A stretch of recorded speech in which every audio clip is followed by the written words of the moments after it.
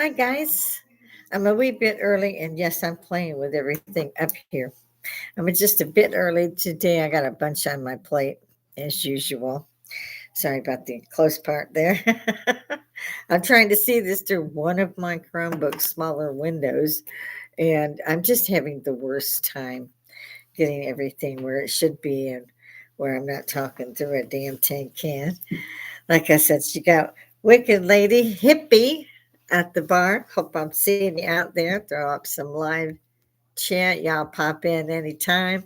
I do not make money doing this. I am, however, not averse to making money doing this. I think it's just a real hoot.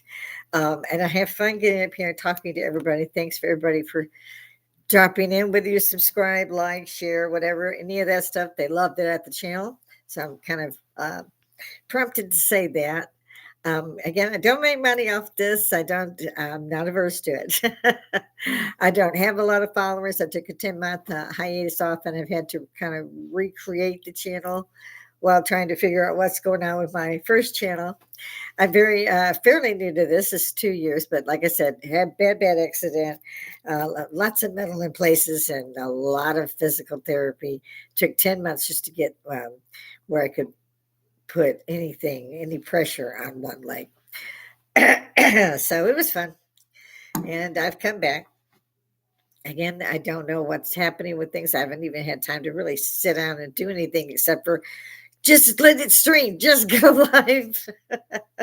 I'm hoping to find time to get in there and do some editing. Again, thanks for being so kind, everybody. I can't tell you how much we adore you over here. There's a few shout outs I have every usually morning or, well, afternoon when I can finally get here. My hours are supposed to be, I set them from 10 to 2. I'm retired. The bar is at my house. So if no problems, always problems. And I seem to have a frog in my throat. Mm, I don't know if that helped or not. That was a little dizzy. There's some things that go on up here um, that probably they might not see, except for maybe with Bill Maher and them, my age group. Um, I said I'm a lot this morning, didn't I? I was watching one of the podcasts with Bill Maher, and I think he's hysterically funny. He's got his, he's got like me. I have a little cigarilla, and that's actually using little twice. But so I have a cigarilla. I quit smoking 5 years or so ago. So my son and my husband totally freaked out when a friend had come by, and I had made some things. We were throwing a birthday party for him here at the bar. So we had a blast. And he pulled one of these out, and I said, I haven't seen anything like that since I left Europe. And he's like, everybody uses these things. And I'm like, okay. And he gave me one, and that was it for me. And they go out. I'll take 2 or 3 puffs. They go out. So I'm not smoking 4 cartons a week, maybe 4 in a week, or less. So I don't know. I'm not going to be able to clear my throat today. Nope. No lady like that thing to do that. So we're just going to go with it. So I have my little cigarillas. The other thing I have is a stiffener. My husband, see if we can find the front here. My husband buys me whiskey cinnamon fireballs in these little balls. I just love these little things. Used to fly a lot. So I was always, had 20 or 30 of these things, which turned out pretty good. So you have a little bit of liquor left over from one and just pour it off in there. I was very inventive. That's why the parties were in my house. I don't think we know anyone with a bar, let alone the size of a commercial bar. I mean, almost. Um, you could definitely run a bar at my house. We took out the dining room, we re-stripped down everything, got new furniture, and did the whole thing. To where we're retired, and screw it, we're gonna just do this. Mm. Those I call my stiffeners. When I was growing up as adopted World War II couple, and the women cracked me up. They would just feel so faint and fall on the sofa or on the chair. They always managed to avoid the floor, which was hardwood like mine is now. They wouldn't hit that floor. They'd hit a chair, lay on a table. So they get the ammonia thing and they wake him up and they say, "Go get us a thing of hooch." My daddy was a moonshine runner. So he didn't care what it was. If it was alcohol, it's just go get the hooch. He was a beer man. So off you go and you get the brandy, the rye, the whiskey, vodka, whatever the hell was in there. And the women would just sip him.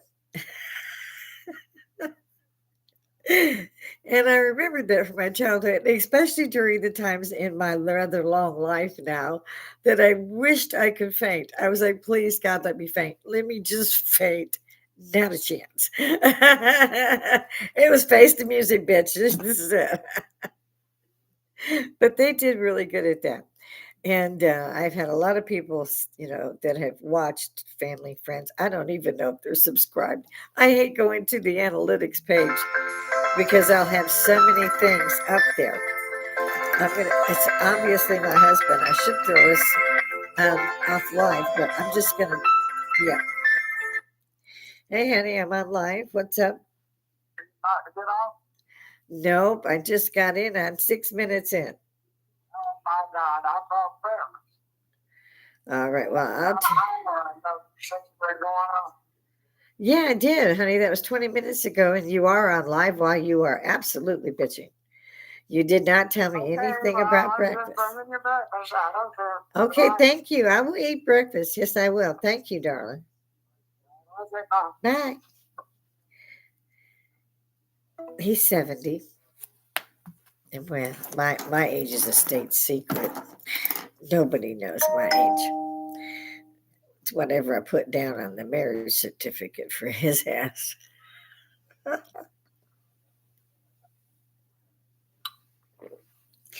And yes, now I need my stiffener. Ta. And now you know why I have one of those. And basically because I'm retired. It is afternoon.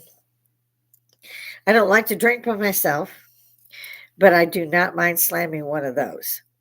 I quit flying. I said I'd never do it again the last time I got on there after they started this new seating stuff. And oh my God.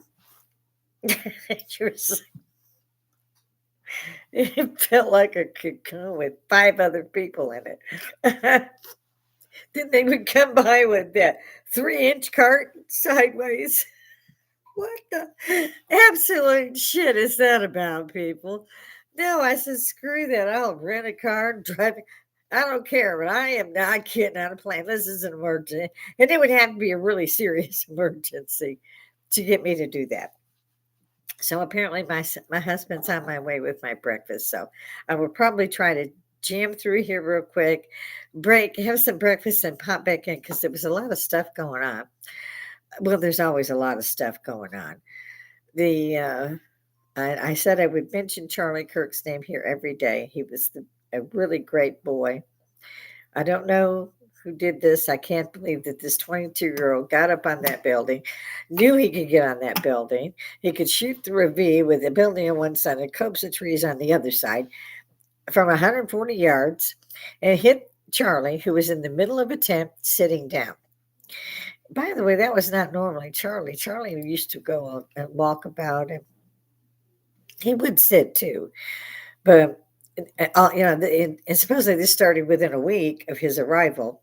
So, okay, they're going to put the tent there. I can shoot from here. I only need one bullet. None of that makes a professional assassin. Yeah. Sniper. Yep. It'd be poof and gone. They would have been, if it was a professional, like in the movies, it would have been, poof, and they were out of the country in like 5 minutes. A helicopter pick them up, take them to the airplane pads, and you get a private jet way to whisk your ass somewhere else. And here's your patsy. He could have done it. Could he do it? Yes. Was it a 30-06? I don't know, but if so, and from World War II, even I know. I'm an Army veteran myself, published author, mother of one, grandmother of two. I've been everywhere. And no, neither a World War II or one, you could take apart the stock that easy. You just couldn't do it. I used to have to take apart my M16. And I got really good at that. But you got to You got to live with your weapon like you know somebody going to kill you in the next 2 minutes. You got to know that weapon because it could be dark. You don't want to be seen or hurt if possible. And your gun has jammed. You got to take it apart and fix that bitch and put it back together before your enemy finds out where you are. I don't buy it. The grainy photos, the tampering with the not just the card and the camera, but the entire scene where he was martyred and brutally executed live is gone. They done taped that over and got rid of all that. I understand that his widow Erica, bless her, is going to be out. I believe they're doing a tour again with another guy. I think that he had made him vice president or something. She used to be CEO, and they did assign someone else. It was all very strange. He shook his up at Turning Point had just taken place. I don't know Turning Point, so all I can recall is that she's going to come out once. I don't know where or how all that's happening. I give her more than enough credit. And I've been married decades. I can't even say lower if I lose the first one, who's blessed memory. Um, so I've been around a while, and you get at this stage of life, you go, "Oh, it's the husband." You think you're not gonna, really go with it. You're used to him, so forth, so on. Still in black because of Charlie Kirk's assassination. And yes, nobody would touch my husband's car. Company would not be touched. But it wouldn't be out there. I wouldn't be there doing it because, I might try to oversee it behind the scenes, behind cameras if I could, because it would be devastating to lose. She's got babies. They hadn't even been together that long. That new hadn't even worn off. It's devastating. And yet she's picked herself up by her bootstraps and she's been out there. God bless her. It's good to know the Turning Point will still be there. I did not know he even had a webcast. I learned all of these things after his assassination. And I'm going to leave it on that note because, I like Candace Owens, and she was a true friend to Charlie. And she wants to know the truth. Who killed her friend? Why did they kill her friend? Where were they when her friend was killed? I hope she gets those answers. She really needs them. Maybe not the rest of us so much, but as a very close confidant and friend of Charlie Kirk's, she needs those answers, and she has been indisposable of us finding out more of the truth. She is an amazing young lady. I think she does go a little overboard sometimes, I gotta say. But in this case, I want to know what's going on. And that's apparently my breakfast. So I'm going to pop back in, an hour or so, maybe a half hour. And in the meantime, stay out of trouble. See you in a few. Okay. I'm